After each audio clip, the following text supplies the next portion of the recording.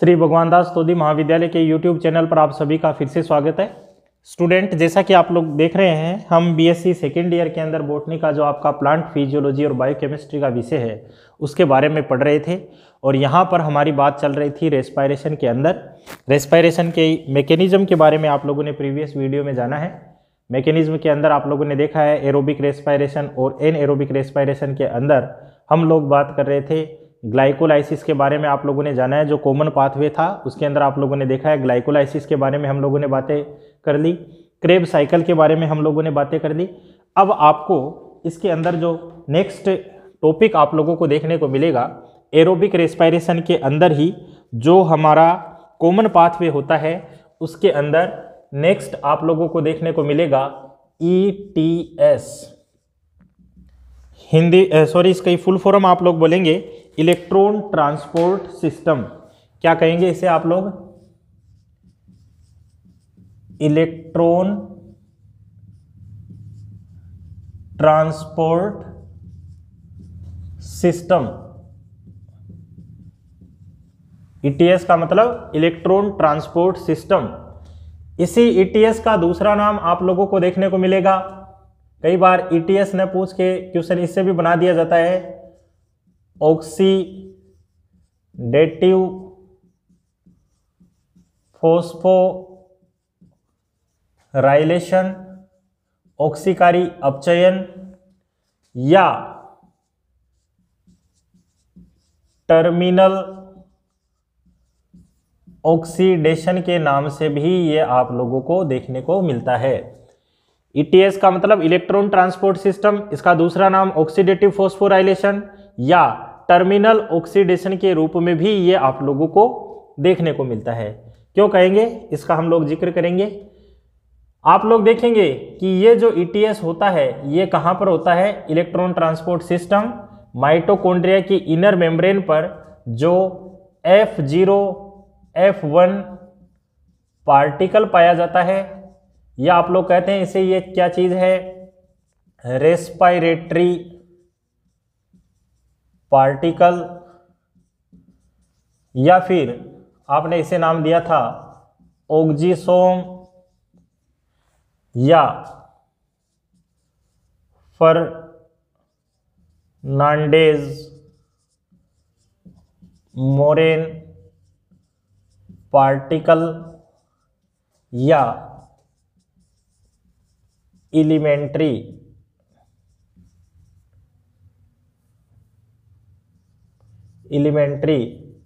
Particle, इस नाम से ही आप लोगों को देखने को मिलता है। उसके अंदर ये सारी की सारी क्रिया होती है। हमने कहा ETS इलेक्ट्रॉन ट्रांसपोर्ट सिस्टम, क्योंकि आप लोग देखेंगे कि ये जो माइटोकॉन्ड्रिया के अंदर जो ऑक्जीसोम्स पाए जाते हैं इनके अंदर क्या होगा? साइटोक्रोम सिस्टम जो है वो आप लोगों को देखने को मिलेगा। और इस साइटोक्रोम सिस्टम पर आप लोग देखेंगे कि इलेक्ट्रॉनों का वहन होता है। इलेक्ट्रॉन जो होते हैं वो ट्रांसपोर्ट होते हैं। तो इलेक्ट्रॉनों का ट्रांसपोर्ट होने के कारण से इसे हम लोग क्या कह रहे हैं? इलेक्ट्रॉन ट्रांसपोर्ट सिस्टम के नाम से इसे हम लोग जानते हैं।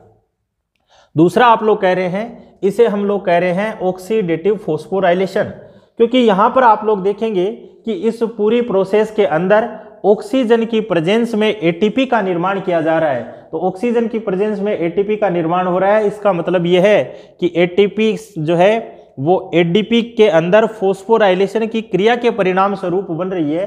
तो फॉस्फोराइलेशन हो रहा है ऑक्सीजन की उपस्थिति में, इस कारण से इसे हम लोग क्या कह रहे हैं? ऑक्सीडेटिव फॉस्फोराइलेशन के नाम से इसे डिनोट कर रहे हैं।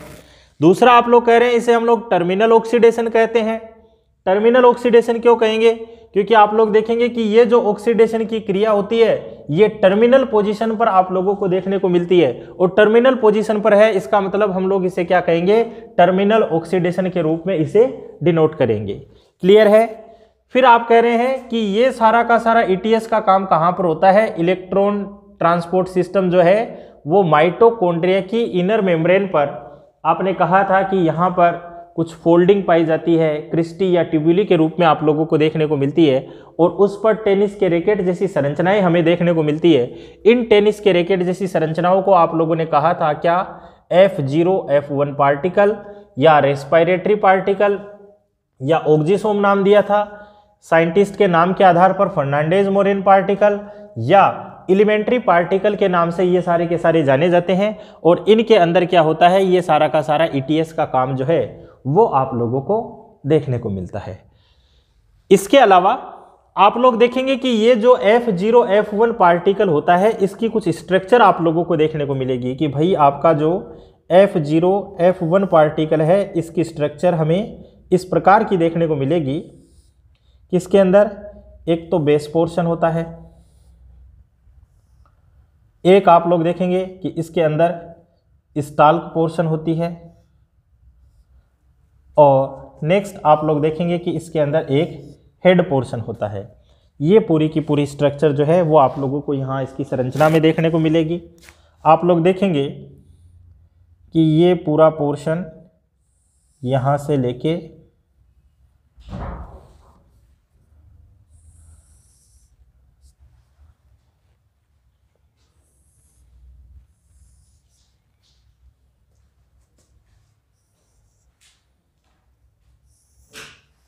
ये तो पूरा भाग बना हुआ है प्रोटीन का,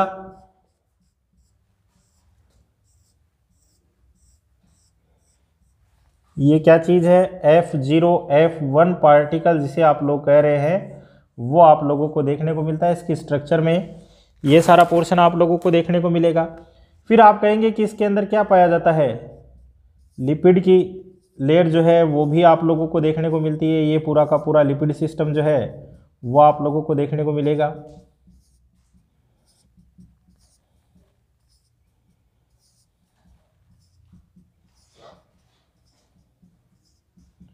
ये पूरा लिपिड लेयर जो है प्रोटीन लिपिड से बना हुआ है। तो आपने कहा कि ये तो क्या है, इसका बेस पोर्शन है, ये क्या चीज़ है, इसका स्टाल्क पोर्शन है, और ये क्या चीज़ है, इसका हेड पोर्शन जो है उसके रूप में आप लोगों को देखने को मिलता है।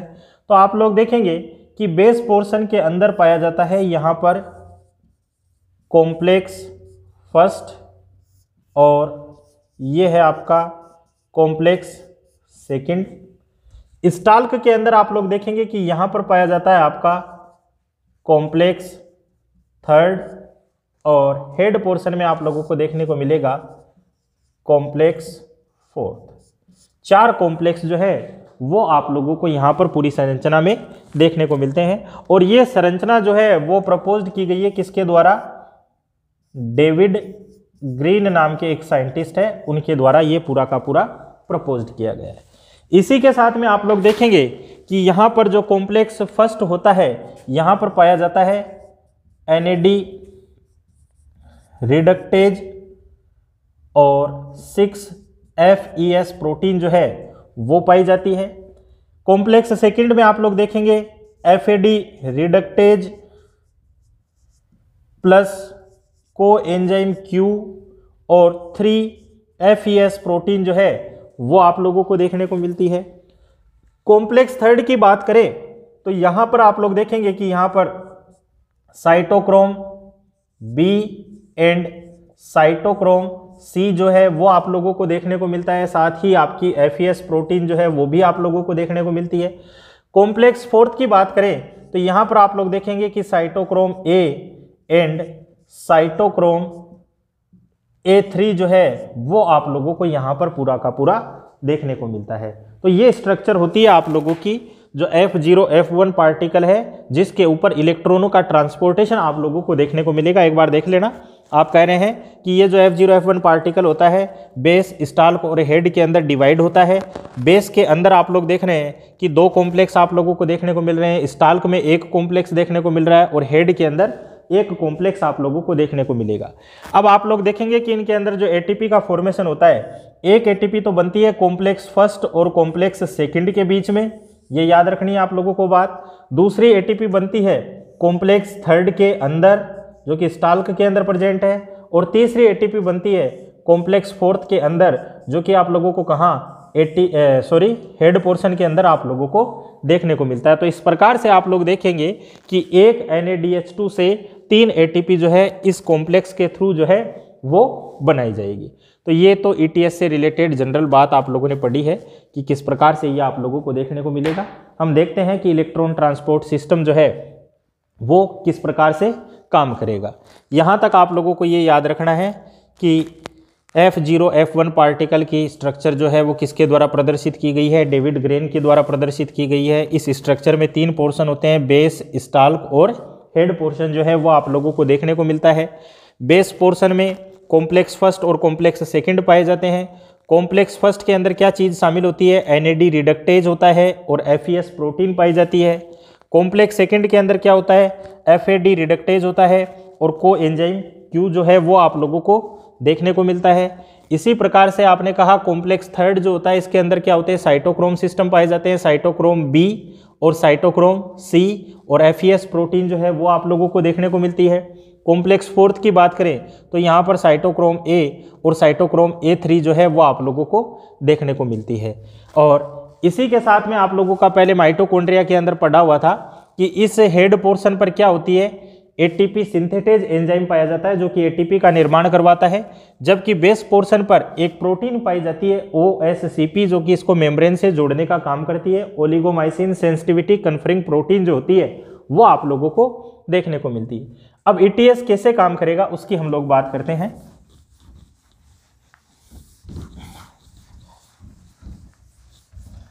देखिएगा इस पूरी प्रोसेस के अंदर आप लोग देखेंगे कि यहाँ पर जो साइटोक्रोम सिस्टम होते हैं उनके ऊपर इलेक्ट्रॉनों का ट्रांसपोर्टेशन होता है और इलेक्ट्रॉनों का ट्रांसपोर्टेशन होता है। साथ में ही आप लोग देख रहे हैं कि जो NAD और FAD जो बन रहे हैं उनके द्वारा जो प्रोटॉन निकल कर आते हैं वो भी यहाँ पर ट्रांसपोर्ट होते हैं। और टर्मिनल पोर्शन पर आप लोग देखेंगे कि टर्मिनल पोर्शन पर जाने के बाद में वहाँ पर इलेक्ट्रॉन और प्रोटॉन जो है वो हाफ O2 के साथ में इंटरेक्ट करते हैं और क्या बना देते हैं, वाटर मॉलिक्यूल जो है उसको बनाने का काम कर देते हैं। तो ये आप लोग कहते हैं ऑक्सीजन की प्रेजेंस में क्या होता है, फोस्फोराइलेशन होता है, बीच में ATP का फॉर्मेशन होगा। वो सारा का सारा काम आप लोगों को देखने को मिलेगा। किस प्रकार से होता है बात करते हैं हम।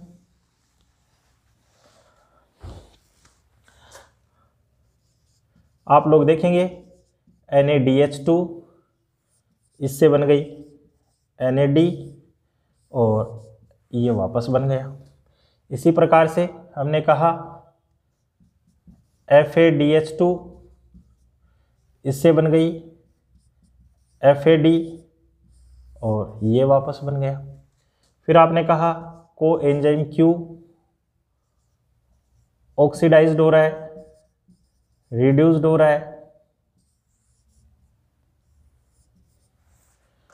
फिर आप कहेंगे साइटोक्रोम B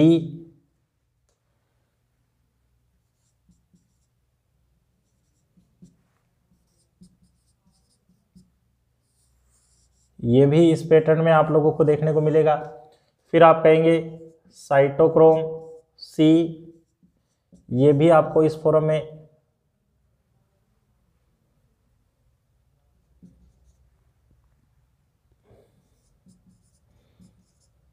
ये भी इस रूप में आप लोगों को देखने को मिलेगा। फिर नेक्स्ट आप कहेंगे साइटोक्रोम A यहां पर भी ये भी इस रूप में आप लोगों को देखने को मिलेगा। और नेक्स्ट आप कहेंगे साइटोक्रोम A3 ये भी आपको इस प्रकार से देखने को मिलेगा।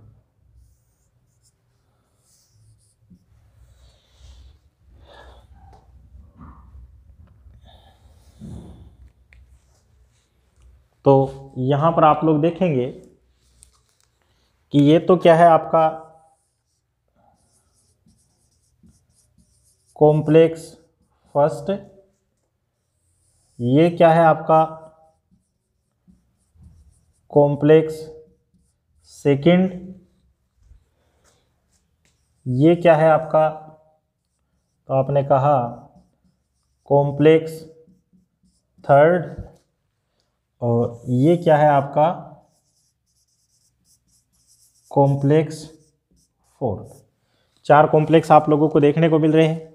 आपने कहा एक एटीपी का निर्माण कहाँ होता है, कॉम्प्लेक्स फर्स्ट और सेकंड के बीच में। ये एटीपी बना दी, एडीपी प्लस इनऑर्गेनिक फॉस्फेट क्या बन गया, एटीपी बन गया। इसी प्रकार से दूसरी एटीपी कहाँ पर बनती है, कॉम्प्लेक्स थर्ड के अंदर बनती है। ये रहा आपका कॉम्प्लेक्स थर्ड, एटीपी का फॉर्मेशन हो गया। कैसे बनती है, एडीपी प्लस इनऑर्गेनिक फॉस्फेट। चौथी एटीपी कहाँ बनती है, कॉम्प्लेक्स फोर्थ के अंदर। यहाँ पर ये एटीपी बन गई। कैसे बनेगी, एडीपी प्लस इनऑर्गेनिक फॉस्फेट से ये सारा का सारा काम होगा। अब इसके अंदर आप लोग देखेंगे कि यहाँ पर क्या होते हैं, जो इलेक्ट्रॉन्स जो होते हैं वो ट्रांसपोर्ट होते हैं, यानी कि 2 इलेक्ट्रॉन जो हैं वो पूरे के पूरे ट्रांसपोर्ट हो रहे हैं। ये इलेक्ट्रॉनों का ट्रांसपोर्टेशन आप लोगों को देखने को मिलता है, यानी कि यहाँ से इलेक्ट्रॉन जो है वो यहाँ पर ट्रांसपोर्ट हो रहे हैं, आगे के स्टेप्स के अंदर जा रहे हैं,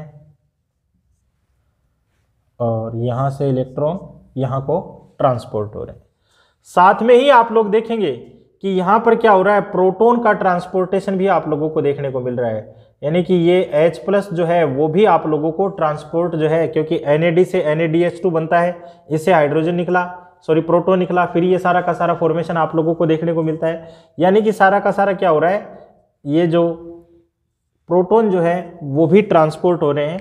और आप लोग देखेंगे कि ये सारे के सारे जो प्रोटॉन्स निकले थे, ये प्रोटॉन क्या होंगे, यहाँ पर इस पोर्शन पर यहाँ क्या होगा, 2 electron plus 2 proton plus half O2 इंटररिएक्ट करेगी और क्या बना देगी, H2O जो है उसको बनाने का काम करेगी। तो ये सारा का सारा काम जो है वो यहाँ पर आप लोगों को देखने को मिलता है इलेक्ट्रॉन ट्रांसपोर्ट सिस्टम के अंदर।